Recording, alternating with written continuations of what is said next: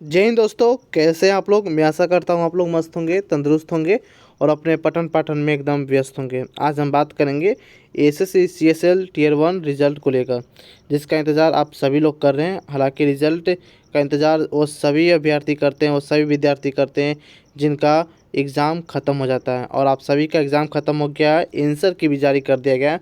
बस अब देरी है तो सिर्फ रिज़ल्ट को लेकर। बहुत से बच्चे अभी तक यही सोच रहे हैं, क्या मैं सीबीटी 2 का तैयारी करूं यानी कि मेंस का तैयारी करूं या नहीं करूं, कट ऑफ क्या रहने वाला है, इस बार रिजल्ट कब आएगा। सारा डाउट आपको इस वीडियो में क्लियर करने वाले हैं, तो वीडियो को शुरू से अंत तक जरूर देखिएगा और स्टेप बाय स्टेप एक एक करके समझने की कोशिश कीजिएगा। फिर भी कोई अगर बात समझ में ना आए तो आप कमेंट कर दीजिएगा, वहाँ जवाब आपका विदिन सेकेंड दे दिया जाएगा। अगर चैनल पर पहली बार आए हैं तो आप चैनल को सब्सक्राइब कर सकते हैं, बेल आइकन दबा सकते हैं, क्योंकि सीएसएल से जुड़ी कोई भी अगर इन्फॉर्मेशन आती है तो सबसे पहले आपको इसी चैनल पर देखने को मिलेगी। अब बात करते हैं आगे परीक्षा तिथि को लेकर, तो 12 से 30 नवंबर तक आपका परीक्षा चला था अलग अलग शिफ्टों में। और कुल पद की बात करेंगे टोटल वैकेंसी को, तो 3131 टोटल वैकेंसी कितनी थी, 3131। टोटल फॉर्म अप्लाई की हम बात करें तो 30,73,101 यानी कि टोटल फॉर्म भरे गए थे 30,70,000 के करीब, 73,000 के करीब। उपस्थिति की बात करें तो लगभग 15 लाख यानी कि 50% बच्चे इसमें उपस्थिति अपना दर्ज कराएं, अटेंडेंस दर्ज कराएं। और बात करें टियर 1 कितने बच्चे क्वालिफाई करेंगे, तो 10 गुना बच्चे को टियर 1 के लिए क्वालिफाई किया जाना है, यानी कि 31,310 बच्चे को क्वालिफाई किया जाएगा मेंस के लिए। यानी कि 15 लाख में से मात्र 31,000 बच्चों का ही रिजल्ट होने वाला है सीबीटी 2 यानी मेंस के लिए। मात्र कितना, तो 31,310 बच्चे का ही सिलेक्शन होने वाला है। बाकी सारे बच्चे छट जाएंगे और पहले स्टेज में ही फेल कर जाएंगे। बात करेंगे परीक्षा स्तर को लेकर, तो मॉडरेट टू हार्ड आपका परीक्षा लेवल देखने को मिला था। मॉडरेट टू हार्ड आपका परीक्षा लेवल रहा है और आंसर की आपका 8 दिसंबर को जारी किया गया है। बाकी आप ज़रूर बताइएगा आपका आंसर की से रो स्कोर कितना बन रहा है, आप कमेंट में ज़रूर बताइएगा आंसर की से आपका रो स्कोर कितना बन रहा है। आगे हम बात करेंगे, हम विषयवार परीक्षा का स्तर हम जानने की कोशिश करेंगे विषयवार। तो सबसे पहले जीके जिसकी हम बात करेंगे तो 25 प्रश्न पूछे गए थे 50 नंबर के। आपका एक क्वेश्चन 2 नंबर का पूछा गया था और वो हार्ड लेवल का था। जीके जैसा आपका हार्ड लेवल का पूछा गया है। मैथ की बात करेंगे 25 प्रश्न थे 50 नंबर का, जो मॉडरेट टू हार्ड पूछा गया है। रीजनिंग 25 प्रश्न 50 नंबर का मॉडरेट लेवल का था। और इंग्लिश 25 प्रश्न 50 नंबर का, जो कि मॉडरेट टू हार्ड लेवल का पूछा गया था। यह सभी का अलग अलग हो सकता है, सभी की अलग अलग हो सकता है। किन्हीं को मॉडरेट लगा होगा, किन्हीं को ईजी लगा होगा, किन्हीं को हार्ड लगा हो। जो उनको मॉडरेट लगा होता है किन्हीं को ईजी भी लग सकता है, किन्हीं को हार्ड भी लग सकता है। ये आपके और हमारे तैयारी पर निर्भर करते हैं, ऐसा कुछ बात नहीं है।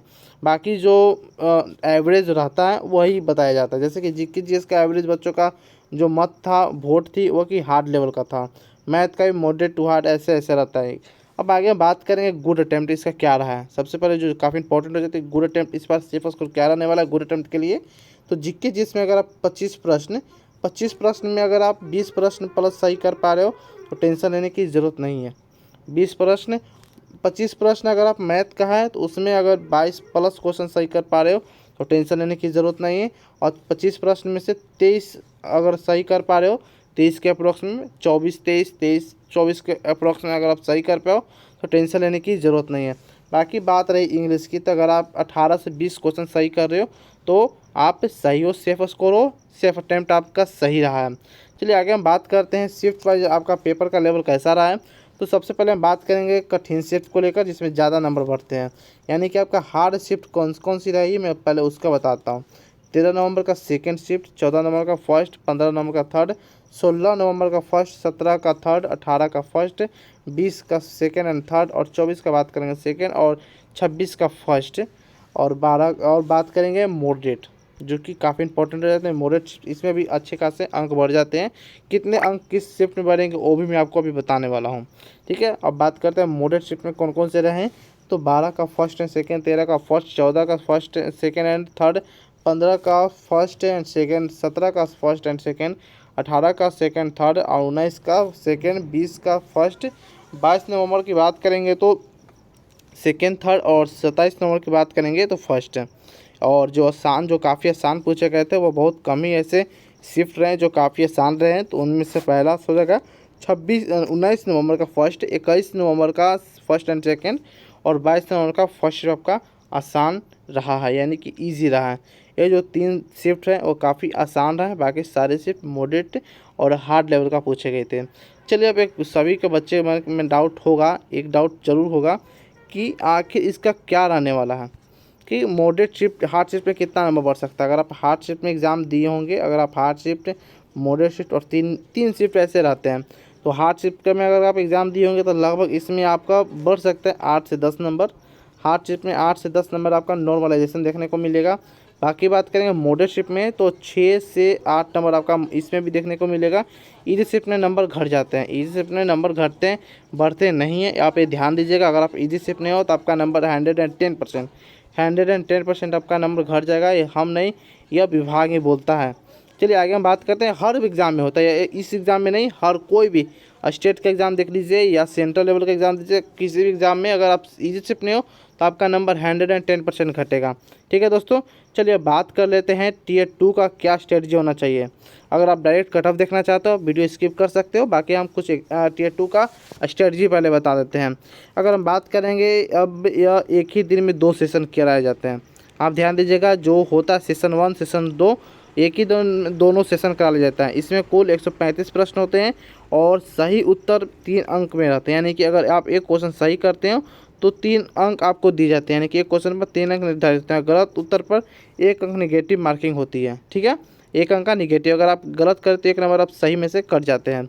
अगर हम बात करें आगे, यानी कि सेशन 1 में आपका क्या क्या रहने वाला है। सेशन 1 में तो इसमें 2 घंटे 15 मिनट का आपका समय दिया जाता है, 2 घंटे 15 मिनट का आपका समय दिया जाता है।